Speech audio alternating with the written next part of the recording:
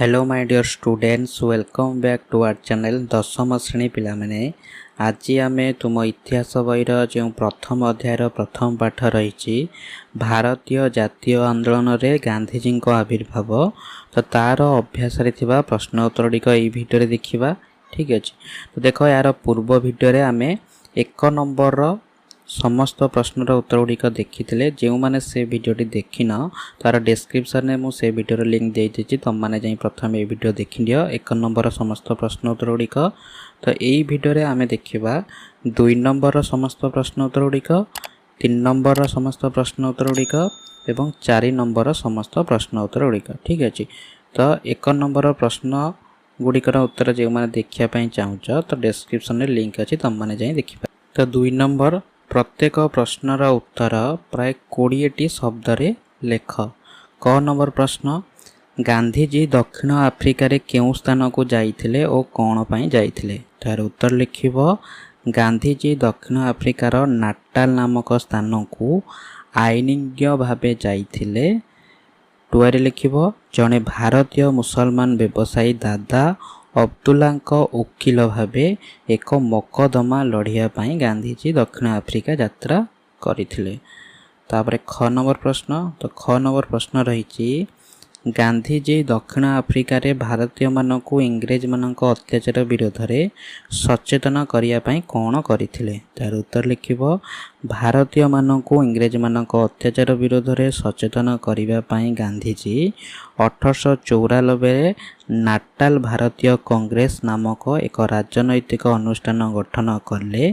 श्वेतांग मानक अत्याचार संबंध में जनसाधारण को अवगत कराइबा इंडियन ओपिनियन नामक एक संवाद पत्रिका प्रकाश कले।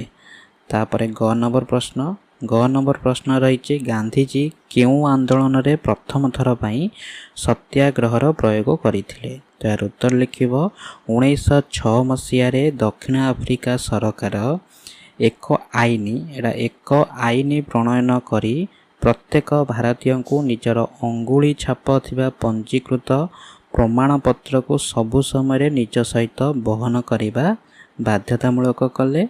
गांधीजी उक्त आईन विरोध में आंदोलन कले एवं यही आंदोलन रे प्रथम सत्याग्रह अस्त्र प्रयोग करथिले। तापरे घ नंबर प्रश्न, घ नंबर प्रश्न रही 3 काठिया व्यवस्था कौन? तो यार उत्तर लिखिबो बिहार चंपारण जिले में चाषी मानक जमीर 20 भागरू 3 भाग अंचल रे नील उत्पादन करने इंग्रेज वृक्षरोपणकारी माने चाषी को बाध्य करथिले एवं सेमानक द्वारा निर्धारित दर रे सही नील को बिक्री करने को पड़ुथिला। यही व्यवस्था को 3 काठिया व्यवस्था कहा जाउथिला। तापरे व नंबर प्रश्न, तो व नंबर प्रश्न रही नीलर चाहिदा ह्रास पाइबा फल चंपारण रे चाषी मानकु किपरि शोषण करागला? तो यार उत्तर लिखिबो नीलर चाहिदा ह्रास पाइबारु चाषी मानकु नील चाष बाध्यतामूलक न करिबा पाई जमीर भड़ा वृद्धि करागला और अनेक बेआईन टिकस आदाय करागला। टुआरे लिखिबो एहा विरोध में प्रतिवाद करुथिबा चाषी माने विभिन्न प्रकार अत्याचार और शोषणर शिकार हेले। तापरे 4 नंबर प्रश्न, तो 4 नंबर प्रश्न रही खेड़ा सत्याग्रह कौन पाई आरंभ होइथिला? तार उत्तर लिखिबो खेड़ा जिल्ला रे 1918 मसीहा दुर्भिक्ष जोगु शस्य उत्पादन बाधा प्राप्त हैला। राजस्व नियम अनुजाई तो मझी नियम टाक काटिदेव अनुजाई स्वाभाविक उत्पादन परिमाण रे 1/4 कम उत्पादन हेले चाषी मानक राजस्व देय परिमाण ह्रास करिबा परिवर्ते राजस्व कर्मचारी माने संपूर्ण राजस्व भरणा करने को बाध्य कले। फल चाषी माने यह विरोध में सत्याग्रह आरंभ करथिले। तापरे 6 नंबर प्रश्न, अहमदाबाद लुगा कलर श्रमिक मानकर काहींकी मालिक मानक सहित कलह आरंभ हैला? ତାର ଉତ୍ତର ଲିଖିବ ଅହମ୍ମଦାବାଦର ଲୁଗା କଳରେ ମାଲିକମାନେ ଶ୍ରମିକମାନଙ୍କୁ ପ୍ଲେଗ୍ ମହାମାରୀ ପାଇଁ ସ୍ୱତନ୍ତ୍ର ପ୍ଲେଗ୍ ବୋନସ୍ ଦେଉଥିଲେ, କିନ୍ତୁ ଏହି ସ୍ୱତନ୍ତ୍ର ଭତ୍ତାକୁ କଳକାରଖାନାର ମାଲିକମାନେ ପ୍ରତ୍ୟାହାର କରିଦେବାରୁ ଶ୍ରମିକ ଓ ମାଲିକମାନଙ୍କ ମଧ୍ୟରେ କଳହର ସୂତ୍ରପାତ ହେଲା। ତାପରେ ନମ୍ବର ରାୱାଲତ ଆଇନ କ'ଣ ଥିଲା? ତାର ଉତ୍ତର ଲିଖିବ ରାୱାଲତ ଆଇନ ବଳରେ ଇଂରେଜ ସରକାର ଯେକୌଣସି ଭାରତୀୟଙ୍କୁ ଗିରଫ କରି ବିନା ବିଚାରରେ କାରାଦଣ୍ଡରେ ଦଣ୍ଡିତ କରିପାରିବାର ବ୍ୟବସ୍ଥା ରହିଥିଲା। ଭାରତର ଜନସାଧାରଣଙ୍କ ସ୍ୱାଧୀନତା ଓ ଅଧିକାର କ୍ଷୁଣ୍ଣ ହୋଇଥିଲା। ତାପରେ ନମ୍ବର ରହିଛି ରାୱାଲତ ଆଇନ ବିରୋଧରେ ଗାନ୍ଧିଜୀଙ୍କ ଗଣ ସତ୍ୟାଗ୍ରହକୁ ଆନି ବେସାନ୍ତଙ୍କ ବ୍ୟତୀତ ଅନ୍ୟ କେଉଁ ନେତାମାନେ ବିରୋଧ କରିଥିଲେ? ତାର ଉତ୍ତର ଲିଖିବ ରାୱାଲତ ଆଇନ ବିରୋଧରେ ଗାନ୍ଧିଜୀଙ୍କ ସତ୍ୟାଗ୍ରହକୁ ଆନି ବେସାନ୍ତ ବିରୋଧ କରିଥିଲେ।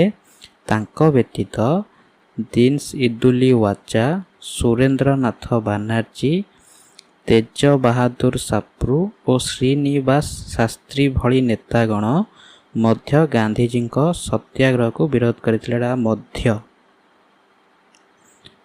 ତାପରେ ନମ୍ବର କ୍ୱେଶ୍ଚନ ରହିଛି ଜାଲିଆନା ବାଲବାଗ ହତ୍ୟାକାଣ୍ଡ କାହିଁକି ସଂଗଠିତ ହୋଇଥିଲା? ତାର ଉତ୍ତର ଲିଖିବ 1919 ଏପ୍ରିଲ 13 ତାରିଖରେ ଅମୃତସରର ଜାଲିଆନା ବାଲବାଗ ଠାରେ ସ୍ଥାନୀୟ ଦୁଇ ନେତାଙ୍କ ଗିରଫରେ ପ୍ରତିବାଦ କରିବା ପାଇଁ ତଥା ବୈଶାଖୀ ଉତ୍ସବ ପାଳନ ପାଇଁ ବହୁ ସଂଖ୍ୟକ ଲୋକ ଏକ ସାଧାରଣ ସଭାରେ ଏକତ୍ର ହୋଇଥିଲେ। ଅମୃତସରର ସାମରିକ ମୁଖ୍ୟ ଜେନେରାଲ ଡାୟର ଦଳେ ଜଣେ ସୈନିକ ସହ ସଭାସ୍ଥଳରେ ପହଞ୍ଚି ବିନା ସତର୍କ ସୂଚନାରେ ନିରସ୍ତ୍ର ଓ ନିରୀହ ଲୋକମାନଙ୍କ ଉପରକୁ ଗୁଳି ବର୍ଷଣ କଲେ। ତାପରେ 3 ନମ୍ବର ପ୍ରଶ୍ନ। ତ 3 ନମ୍ବର ପ୍ରଶ୍ନ ରହିଛି ପ୍ରତ୍ୟେକ ପ୍ରଶ୍ନର ଉତ୍ତର ଗୋଟିଏ ବାକ୍ୟରେ ଲେଖ। କରେ ରହିଛି 1894ରେ ଗାନ୍ଧିଜୀଙ୍କ ଦ୍ୱାରା କେଉଁ ଅନୁଷ୍ଠାନ ଗଠିତ ହୋଇଥିଲା? ତାର ଉତ୍ତର ଲିଖିବ ନାଟାଲ ଭାରତୀୟ କଂଗ୍ରେସ ନାମକ ଏକ ରାଜନୈତିକ ଅନୁଷ୍ଠାନ ଗଠନ ହୋଇଥିଲା। ତାପରେ ଖ ନମ୍ବର ପ୍ରଶ୍ନ ରହିଛି ଇଣ୍ଡିଆନ ଓପିନିଅନ ସମ୍ବାଦପତ୍ର କିଏ ପ୍ରକାଶ କରିଥିଲେ? ତାର ଉତ୍ତର ଲିଖିବ ଇଣ୍ଡିଆନ ଓପିନିଅନ ସମ୍ବାଦପତ୍ର ମହାତ୍ମା ଗାନ୍ଧୀ ଦକ୍ଷିଣ ଆଫ୍ରିକାରେ ପ୍ରକାଶ କରିଥିଲେ। ତାପରେ ଗ ନମ୍ବର ମୋହନ ଦାସ କରମଚାନ୍ଦ ଗାନ୍ଧୀଙ୍କୁ କିଏ ମହାତ୍ମା ଆଖ୍ୟା ଦେଇଥିଲେ? ତ ଏହାର ଉତ୍ତର ଲେଖିବ ବିଶ୍ୱକବି ରବୀନ୍ଦ୍ରନାଥ ଠାକୁର ମୋହନ ଦାସ କରମଚାନ୍ଦ ଗାନ୍ଧୀଙ୍କୁ ମହାତ୍ମା ଆଖ୍ୟା ଦେଇଥିଲେ। ତାପରେ ଘ ନମ୍ବର କାହାର ନିମନ୍ତ୍ରଣ କ୍ରମେ ଗାନ୍ଧୀଜୀ ଚମ୍ପାରନ ଯାଇଥିଲେ? ତାର ଉତ୍ତର ଲିଖିବ ରାଜକୁମାର ଶୁକ୍ଳ ନାମକ ଜଣେ ସ୍ଥାନୀୟ ବାସିନ୍ଦାଙ୍କ ନିମନ୍ତ୍ରଣ କ୍ରମେ ଗାନ୍ଧୀଜୀ ଚମ୍ପାରନକୁ ଯାଇଥିଲେ। ତାପରେ ଓ ନମ୍ବର ପ୍ରଶ୍ନ ରହିଛି ଖେଡ଼ା ଆନ୍ଦୋଳନରେ କିଏ ମହାତ୍ମା ଗାନ୍ଧୀଙ୍କ ମୁଖ୍ୟ ସହଯୋଗୀ ଥିଲେ? ତ ଏହାର ଉତ୍ତର ଲିଖିବ ଖେଡ଼ା ଆନ୍ଦୋଳନରେ ଇନ୍ଦୁଲାଲ ଯାଞ୍ଜିକ୍ ଗାନ୍ଧୀଜୀଙ୍କର ଜଣେ ମୁଖ୍ୟ ସହଯୋଗୀ ଥିଲେ। 6 ନମ୍ବର ପ୍ରଶ୍ନ ପ୍ଲେଗ ବୋନସ୍ କ'ଣ? ତାର ଉତ୍ତର ଲିଖିବ ଗୁଜୁରାଟର ଅହମ୍ମଦାବାଦ ଠାରେ ଲୁଗାକଳ ଗୁଡ଼ିକର ମାଲିକମାନେ ପ୍ଲେଗ ମହାମାରୀ ପାଇଁ ଶ୍ରମିକମାନଙ୍କୁ ଦେଉଥିବା ସ୍ୱତନ୍ତ୍ର ଭତ୍ତାକୁ ପ୍ଲେଗ ବୋନସ୍ କହନ୍ତି। ହେଲା, ତ ପ୍ଲେଗ ବୋନସ୍ କହନ୍ତି। ତାପରେ 6 ନମ୍ବର ପ୍ରଶ୍ନ ରହିଛି ଜାଲିଆନା ବାଲବାଗ ହତ୍ୟାକାଣ୍ଡ କେବେ ସଂଗଠିତ ହୋଇଥିଲା, ମାନେ କେବେ ହୋଇଥିଲା? ଲେଖିବ 1919 ଏପ୍ରିଲ 13 ତାରିଖ ଦିନ ସଂଗଠିତ ହୋଇଥିଲା। ନମ୍ବର ଜେନେରାଲ ଡାୟର କିଏ ଥିଲେ? ତ ଉତ୍ତର ଲିଖିବ ଜେନେରାଲ ଡାୟର ଇଂରେଜ ସରକାରଙ୍କ ଦ୍ୱାରା ଅମୃତସର ସାମରିକ ମୁଖ୍ୟ ଭାବେ ଅବସ୍ଥାପିତ ହୋଇଥିଲା। ତାପରେ ନମ୍ବର କୌଣସି ପ୍ରକାରରେ ଭାରତୀୟମାନେ ସରକାରଙ୍କର ପୈଶାଚିକ ପ୍ରବୃତ୍ତିକୁ ଗ୍ରହଣ କରିବା ପାପ, ଏହା କିଏ କହିଥିଲେ? ତାର ଉତ୍ତର ଲେଖିବ ଗାନ୍ଧିଜୀ ଅତ୍ୟନ୍ତ ଘୃଣାର ସହିତ ବ୍ୟକ୍ତ କଲେ କୌଣସି ପ୍ରକାରରେ ଭାରତୀୟମାନେ ସରକାରଙ୍କ ପୈଶାବିକ ପ୍ରବୃତ୍ତିକୁ ଗ୍ରହଣ କରିବା ପାପ। ନିୟ ନମ୍ବର, ଜାଲିଆନା ବାଲବାଗ ହତ୍ୟାକାଣ୍ଡ ପରେ ଗାନ୍ଧିଜୀ କେଉଁ ଉପାଧି ତ୍ୟାଗ କରିଥିଲେ? ତ ଉତ୍ତର ଲେଖିବ ଜାଲିଆନା ବାଲବାଗ ହତ୍ୟାକାଣ୍ଡ ପରେ ଗାନ୍ଧିଜୀ କାଇଜର ଇ ହିନ୍ଦ ଉପାଧି ତ୍ୟାଗ କରିଥିଲେ। ତାପରେ 4 ନମ୍ବର, ତ 4 ନମ୍ବର କ୍ୱେଶ୍ଚନ୍ ରହିଛି ପ୍ରତ୍ୟେକ ପ୍ରଶ୍ନ ପାଇଁ ଦିଆଯାଇଥିବା 4ଗୋଟି ବିକଳ୍ପ ମଧ୍ୟରୁ ଠିକ୍ ଉତ୍ତରଟି ବାଛି ତାର କ୍ରମିକ ନମ୍ବର ସହିତ ଲେଖ।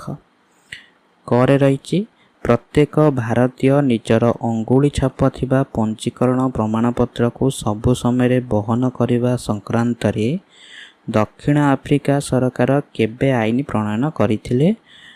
ତ ସେ କହିଛି ତାର ଠିକ୍ କ୍ରମିକ ନମ୍ବର ଲେଖିକି ଉତ୍ତର ଲେଖିବ। ତ କ୍ରମିକ ନମ୍ବର ଯେଉଁ ହେଉଛି I, 2I, 3I, IV ଏଗୁଡ଼ିକ। ତ ଯେଉଁଟା ସଠିକ୍ ଉତ୍ତର ଲେଖିବ, ତ ଆର ସଠିକ୍ ଉତ୍ତର ହେଇଯିବ ଅପସନ୍ 2I 1906। ତାପରେ ଖ ନମ୍ବର ପ୍ରଶ୍ନ, ଚାଷୀମାନଙ୍କ ସମସ୍ୟାର ଅନୁଧ୍ୟାନ ପାଇଁ 1917 ଏପ୍ରିଲରେ ଗାନ୍ଧିଜୀ କେଉଁଠାରେ ପହଞ୍ଚିଥିଲେ? ତ ଏହାର ଉତ୍ତର ଲେଖିବ ଅପସନ୍ 2I ହେଇଯିବ ସଠିକ୍ ଉତ୍ତର ମୋତିହାରି। ତାପରେ ଗ ନମ୍ବର ପ୍ରଶ୍ନ ରହିଛି ଖେଡ଼ା ଆନ୍ଦୋଳନର ସଫଳତାରେ ପ୍ରଭାବିତ କିଏ ଗାନ୍ଧିଜୀଙ୍କର ଜଣେ ପ୍ରଧାନ ଅନୁଗାମୀ ହୋଇଥିଲେ? ତ ଏହାର ଉତ୍ତର ହେଇଯିବ ଅପସନ୍ 3I ବଲ୍ଲଭ ଭାଇ ପଟେଲ। ତାପରେ ଘ ନମ୍ବର, ରାଓଲାତ ଆଇନ କେବେ ଗୃହୀତ ହୋଇଥିଲା? ତ ଏହାର ଉତ୍ତର ହେଇଯିବ